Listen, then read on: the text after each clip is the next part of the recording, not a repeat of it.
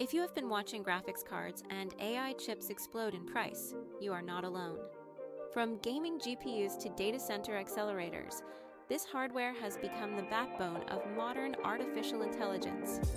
But if you are on the outside looking in, it can be hard to know where to start as an investor.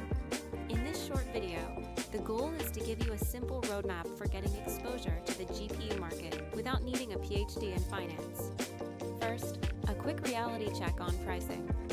High-end consumer gaming cards, like NVIDIA's RTX 40 series, are expensive, but they usually live in the low thousands, not at five-figure price tags.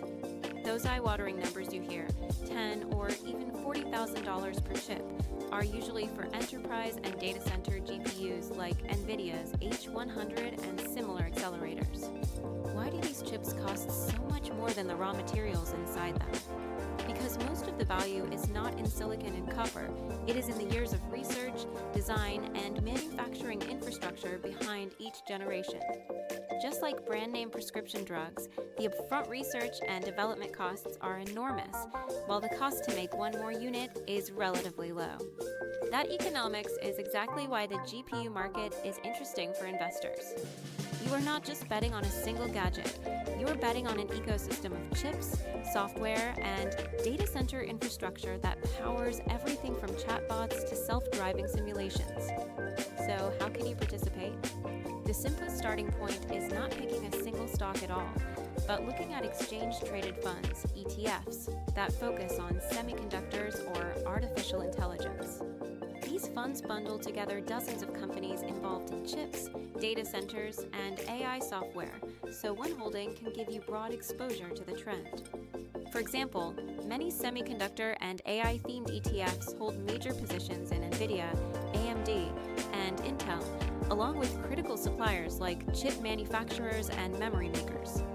That diversification helps smooth out the ride, because no single earnings miss or product delay can sink your entire investment. The next level up is owning individual stocks.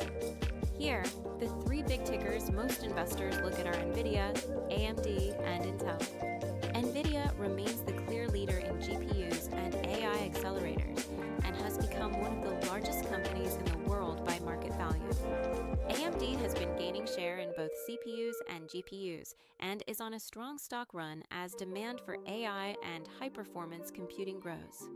Intel is in the middle of a turnaround, investing heavily in foundries and new AI partnerships, which could pay off over the long term, but also comes with execution risk. If you choose individual names, treat them as high-volatility positions. GPU and AI chip stocks can swing wildly on headlines about demand, regulation, or new products, so position sizing is critical. A common approach is to cap any single chip stock at a small percentage of your overall portfolio and add over time instead of all at once. That leads to the next key idea, phasing in. Because no one can reliably time the top or bottom of this cycle, many investors use dollar cost averaging, buying on a regular schedule, monthly or quarterly, so price swings work in their favor over time. This avoids making one big bet on a single day when sentiment might be overly euphoric or fearful. Finally, do not forget the bigger picture. Chips do not exist in a vacuum. They sit inside PCs, servers, and cloud platforms. Some investors complement their chip exposure by owning cloud providers and software companies that monetize AI on top of this hardware stack.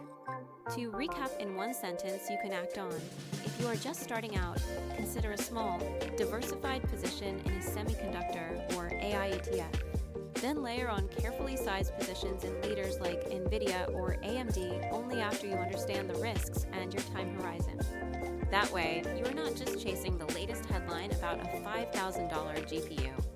You are building a structured, long-term way to participate in the entire AI and GPU revolution.